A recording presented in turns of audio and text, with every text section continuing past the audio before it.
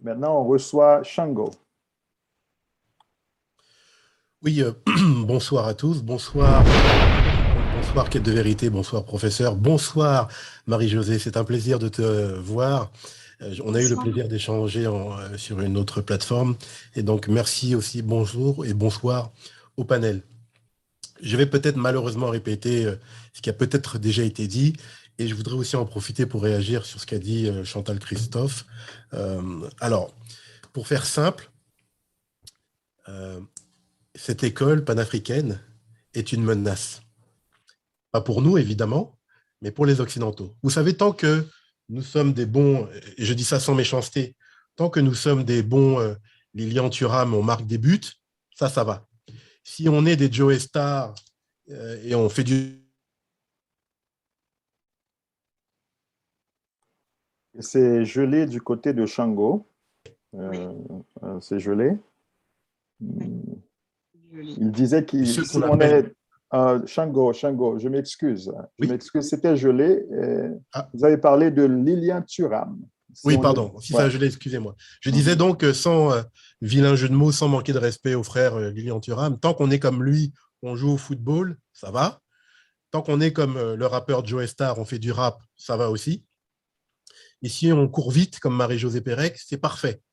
Mais il faut que ça reste comme ça. Maintenant, à partir du moment où ceux qu'on appelle les afrodescendants, je déteste ce mot, moi je ne suis pas afrodescendant, je suis africain, personnellement, parce que mes ancêtres sont des Africains.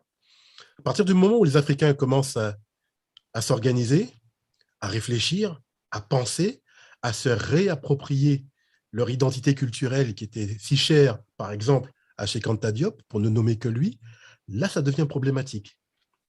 Là, ça dérange. Là, ça ne va plus.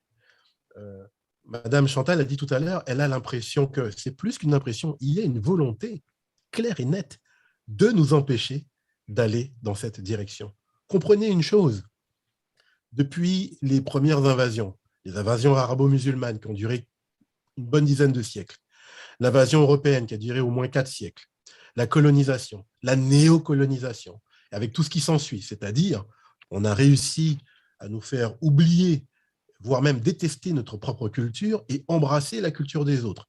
Et l'héritage culturel, on est le suivant, beaucoup d'entre nous portons encore des prénoms occidentaux. C'est juste cet exemple-là. Et maintenant, nous voulons justement défaire ces chaînes mentales. Je crois que Madame Chantal l'a mentionné. Ces chaînes mentales, on veut les briser une bonne fois pour toutes. Parce que l'esclavage n'a jamais été aboli, pardonnez-moi. Il a été redesigné, repensé, revu, recorrigé. La colonisation, mais ce n'est pas fini. Ça n'a jamais été terminé. Ça a été repensé, redesigné. Dans quel but? Pour nous maintenir en état de servitude mentale, intellectuelle.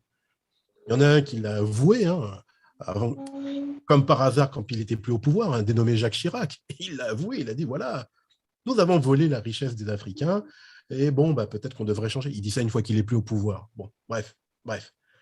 Et cette école panafricaine contribue à tout ça, panafricanisme, que tous les peuples africains parlent entre eux, travaillent entre eux, communiquent entre eux, se réapproprient leur culture. Vous vous rendez compte du danger que ça représente pour ces gens-là?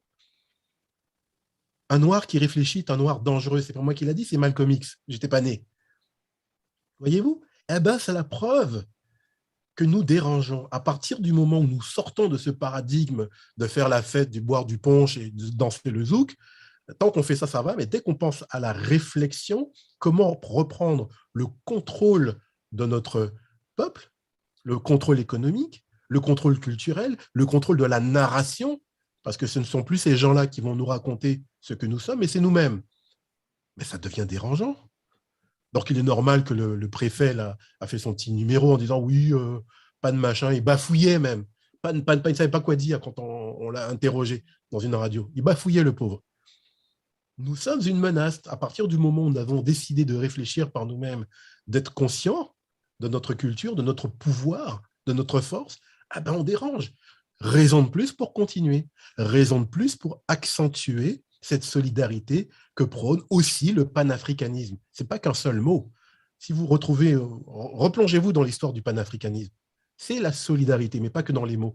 Il y a une dame qui a dit tout à l'heure, j'ai décidé de ne plus donner mon argent à Netflix, je vais le donner à l'école panafricaine. Voilà. Ça commence par là. Parce que cette école panafricaine va contribuer à changer l'état d'esprit de nos plus jeunes et de nous-mêmes aussi. Quand vous changez l'état d'esprit, vous ne pensiez plus comme avant. Vous mettez en place votre propre paradigme, notre propre façon de penser, notre propre façon de voir, de concevoir le monde et de le préparer et de préparer l'avenir à notre façon, comme l'ont fait tous les peuples. Donc, nous devenons une menace. Nous sommes en train, au moment où on se parle, et grâce à cette école en particulier, nous sommes en train de briser les chaînes mentales. L'empire colonial commence à vaciller et trembler. Donc, l'un de ses derniers représentants fait son travail et veut nous empêcher de fuir la plantation mentale. Ce n'est pas plus compliqué que ça. Et je dis ça, je suis un Africain de la Guadeloupe. J'appelle la Guadeloupe, pour moi, c'est un enclos colonial. C'est une plantation. Qu'est-ce qui a changé en Guadeloupe, honnêtement, ou en Martinique? Qu'est-ce qui a réellement changé depuis qu'on a soi-disant brisé les chaînes?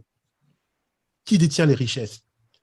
Qui détient la justice, l'ordre? C'est qui les gendarmes qu'on envoie? Dès qu'il y a un problème en Guadeloupe, on envoie des gendarmes. Et encore et encore. Ils viennent d'où? Et on vient nous faire la morale, on vient nous parler du grand remplacement. Voilà, la Guadeloupe et la Martinique sont les deux témoins de ce fameux grand remplacement dont on parle. Mais ce n'est pas celui que l'on croit. Et cette école vient déranger les plans de ces gens-là. Cette école dit aux autres, à nous, vous, moi, réveillez-vous, les amis. C'est ça qu'elle nous dit. Instruisez-vous, préparez l'avenir, préparez vos enfants, formatez leur esprit, leur cerveau.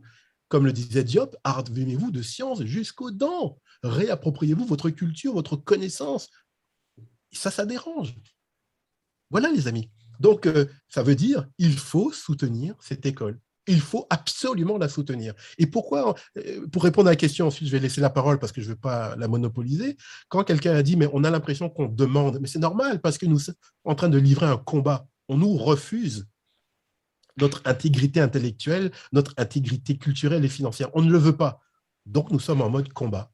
Et plus nous aurons développé cet esprit de solidarité entre nous, plus nous serons forts. Je vous donne un exemple et ensuite je m'arrête.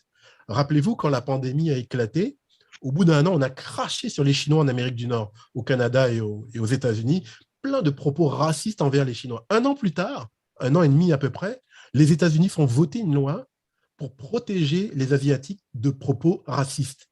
Un an. Les Chinois, enfin les Asiatiques en général, aux États-Unis représentent entre 4 et 6% de la population américaine.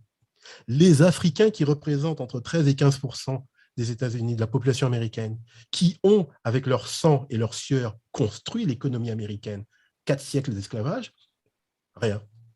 On nous tire dessus comme si on était des petits lapins. Les policiers s'en donnent à cœur joie et ils s'en vont. Parce qu'il n'y a plus cette solidarité. Depuis la fin de Black Wall Street qu'on a détruit, on n'a jamais reconstruit Black Wall Street. On va manifester, on va se plaindre, on va... Bon, très bien. Mais quand il s'agit de reprendre l'économie, de reprendre notre culture, de créer ces liens dont on a besoin entre nous, il n'y a pas. C'est normal qu'on nous marche dessus. C'est exactement ce qui se passe en Guadeloupe. La Guadeloupe a dit stop, on arrête les bêtises, on va créer une école, on va réveiller les gens. Oula! Le maître qui tient le fouet n'est pas content. Mais qu'est-ce que c'est que ces esclaves là qui se rebellent, qui se réveillent? Vous vous réveillez? Pourquoi faire? Vous voulez être libre? Mais non. Vous jouez au foot, c'est déjà assez, non? Vous faites du rap, c'est suffisant. Donc voilà, je termine avec ça en disant bravo encore à ma chère Marie-Josée. Je soutiens cette école, mais du fond du cœur, et pas que. Il faut donner un peu d'argent aussi. Le soutien financier, c'est important parce que c'est aussi le nerf de la guerre, mais n'ayons pas peur de le dire. Donc voilà, les amis, si ça provoque autant d'émoi en Guadeloupe, c'est que cette école a du bon, donc il faut continuer à la soutenir. Je vous remercie. Merci beaucoup, Shango. Rappelez-vous.